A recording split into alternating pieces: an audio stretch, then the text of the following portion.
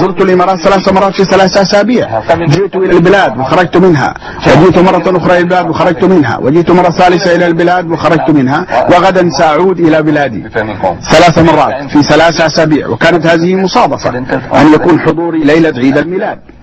وفي كل مكان أرى عيد ميلاد سعيد، عيد ميلاد سعيد، كل شيء في الدكاكين في الفندق، الموسيقى تصدح، يبقوني مستيقظا حتى 2 صباحا، رجال ونساء يرقصون ويغنون ويصخبون. ماذا يحدث؟ فقلت أيها الناس ما تفعلون؟ يقولون نحتفل بعيد الميلاد، ولكن أريد أن أعرف وما ذلك الكريسماس. معناه ميلاد المسيح، اليوم الذي ولد فيه المسيح، ولكني أسأل ما هو الكريسماس؟ يوم الميلاد المسيح. فأسأل ومتى ولد؟ وطبيعي أن يكون 25 من ديسمبر، لأن أكثر من 1 بليون مسيحي في العالم يحتفلون بيوم 25 من ديسمبر كيوم ميلاد عيسى المسيح عليه السلام. هكذا 25 من ديسمبر، لأني أعرف برهانه. الله يقول أسأل عن برهانه، إني أعرف برهانه، ومن ذلك العلم عندي أسأله. هل يقول كتابك كتاب العهد، هل يقول أنه ولد في 25 من ديسمبر؟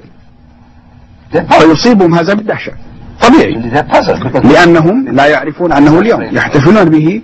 فأقول لهم لا يوجد شيء كهذا في الإنجيل كتاب العهد، لا يوجد شيء اسمه عيد ميلاد أو 25 من ديسمبر. من أين جاءوا بهذا؟ أقول انتبه، عيسى المسيح لم يولد في 25 من ديسمبر. ثم أسأل ما هو يوم ميلاده؟ فيقول الشخص لي أنه 3 من يونيو. فأقول له دعنا نحتفل بيوم ميلادك في 1 من يناير،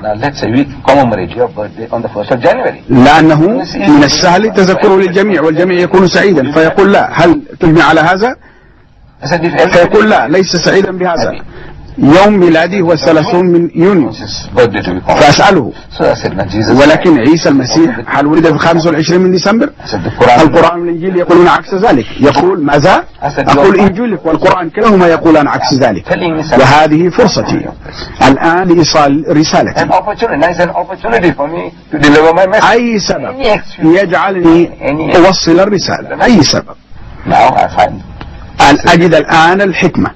ربنا يقول أدعو إلى سبيل ربك بالحكمة والموعظة الحسنة وجادلهم بالتي هي أحسن، وهكذا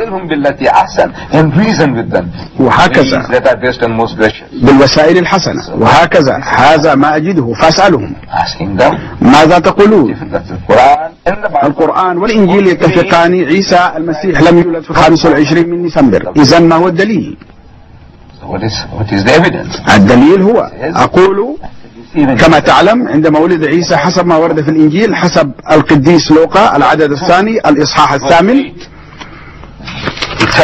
يخبرنا أن الليلة التي جاء فيها الملائكة وجدوا الرعاة كثيرون في البرية، وأن الرعاة قد أخبروا أن الوليد وضعته امرأة في بيت لحم، بشارة بميلاد عيسى المسيح. الرعاة كانوا في المراعي، ولكن 25 من ديسمبر يصادف نصف منتصف الشتاء في فلسطين. لا يمكن لأي يهودي مهما كان أحمقا ليكون بالخارج في الحقول مع غنمه، لأنه سيموت وغنمه من البرد. فلا بد أنها كانت ليلة دافئة ليكون الناس في العراء في الحقول، ليس نصف الشتاء، أشد أيام الشتاء بردا. والقرآن الكريم أيضا يخبرنا في سورة مريم الآية 25 أن ملاك الرب قد أمرها أن تأكل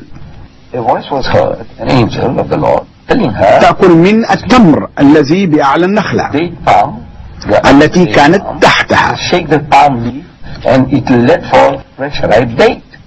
لتقع عليها، تهز النخلة لتقع عليها التمور.